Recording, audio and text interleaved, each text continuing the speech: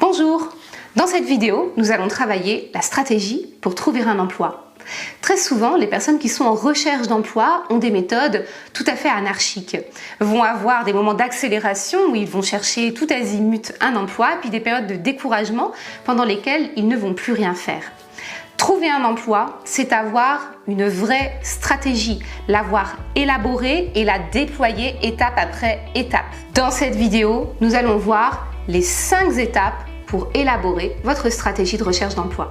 Je m'appelle Nolwenn Bernat-Chassolan, je suis coach carrière, je vous accompagne depuis 15 ans dans votre évolution de carrière, dans l'optimisation de votre carrière professionnelle.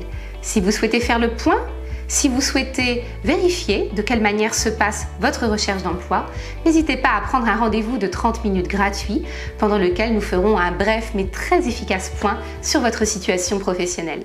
C'est parti! Avoir une stratégie de recherche d'emploi, c'est tout à fait important et ça va vous distinguer de la très grande majorité des autres chercheurs d'emploi. Et donc, rien que pour ça, ça vaut la peine d'écouter ma vidéo jusqu'à la fin. Première étape de votre stratégie de recherche d'emploi, eh bien, vous allez définir très clairement votre projet et vous allez ensuite décliner tout votre personal branding, comme on dit, autour de ce projet professionnel. Souvent, lorsqu'on cherche un emploi, eh bien, on a envie d'attraper la première proposition à peu près intéressante qui nous sera faite. C'est fort dommage parce que ça va conditionner plusieurs années de votre vie. Et donc, même si vous êtes pressé, prenez le temps de trouver l'emploi dans lequel vous allez vous épanouir.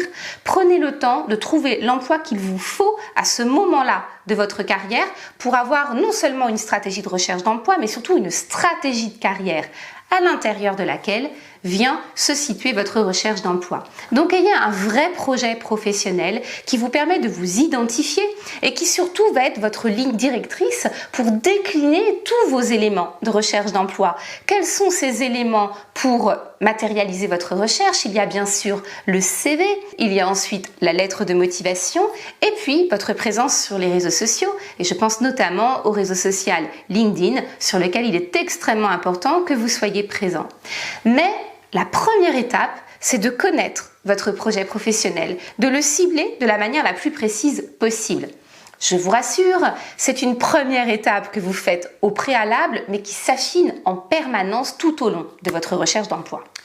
Deuxième étape de votre recherche d'emploi, eh bien, vous allez utiliser tous les outils classiques et traditionnels, ce que font la plupart des personnes, ce que vous faites déjà certainement. Vous allez utiliser les sites, les moteurs de recherche, les job boards, vous allez aller sur les sites internet des entreprises qui vous intéressent pour vérifier, faire de la veille par rapport aux annonces et donc vous allez soigneusement répondre à ces différentes annonces. Vous allez déposer vos CV sur les banques de CV adéquates. C'est tout à fait pertinent, mais ça n'est pas suffisant et surtout, la plupart du temps, ça va correspondre aux candidats random, aux candidats classiques. Si vous avez une recherche un tout petit peu différente, si vous avez un profil un tout petit peu atypique, et ça peut être formidable d'avoir un profil atypique, ce sera moins facile pour vous de trouver un emploi selon ces grands flux de recherche très classiques et très traditionnels. Et puis même si vous avez un profil classique, et là encore ça peut être intéressant car il faut de tout dans une entreprise, ce ne sera plus suffisant à l'heure actuelle de vous contenter des moteurs de recherche et des annonces publiées par les entreprises. Pour autant, ça n'est pas une étape à négliger et de très nombreux chercheurs d'emploi trouvent leur job de cette manière-là.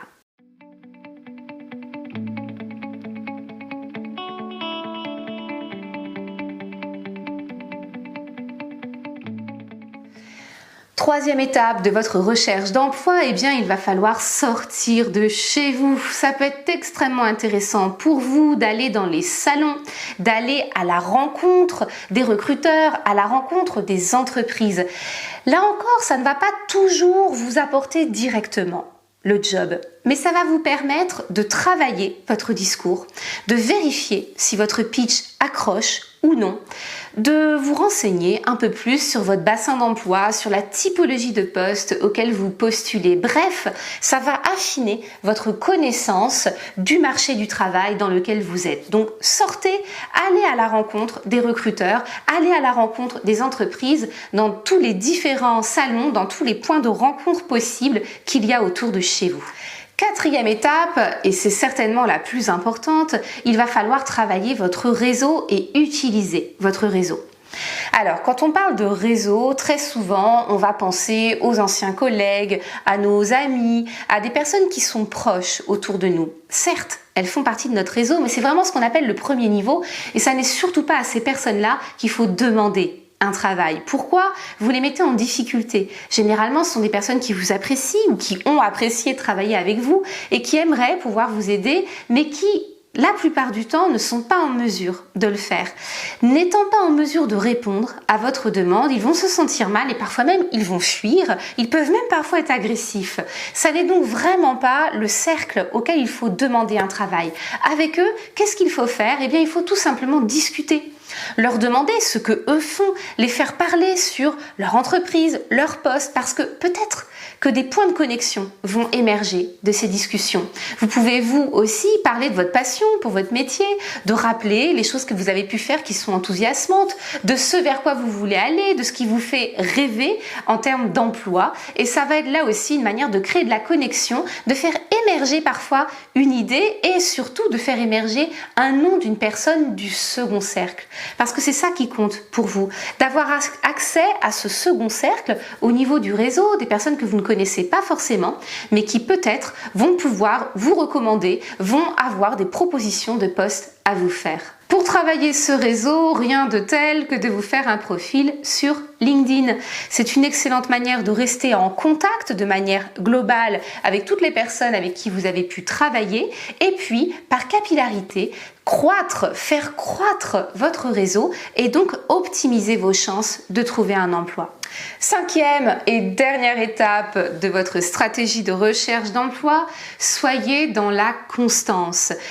Très souvent, lorsqu'on cherche un emploi, on a des phases d'enthousiasme où on va vraiment tout donner de manière parfois un peu anarchique en allant dans tous les sens et puis parce que ça ne marche pas, on va se replier, on va déprimer, on ne va plus rien faire. Avoir une stratégie, c'est le meilleur moyen d'être régulier, de faire en sorte de chercher toujours un peu de la même manière, d'avoir un tableau de suivi. Vous saurez exactement à qui vous avez écrit, à quelle date, vous allez pouvoir relancer, vous allez pouvoir insister. Et c'est de cette manière, grâce à cette récurrence, grâce à cette organisation, que vous allez accélérer le processus de recherche d'emploi. Voilà, vous avez tous les ingrédients pour penser une stratégie de recherche d'emploi. Si vous avez envie d'approfondir l'un ou l'autre de ces points, n'hésitez pas à me le mettre en commentaire. Je vous ferai une vidéo dessus et puis surtout, je vous prépare une formation spécifique pour pouvoir mettre en place une stratégie de recherche d'emploi premium. Merci d'avoir regardé cette vidéo jusqu'au bout. Si elle vous a plu, signalez-le. Abonnez-vous à ma chaîne YouTube pour recevoir tous mes conseils. À très bientôt dans d'autres vidéos.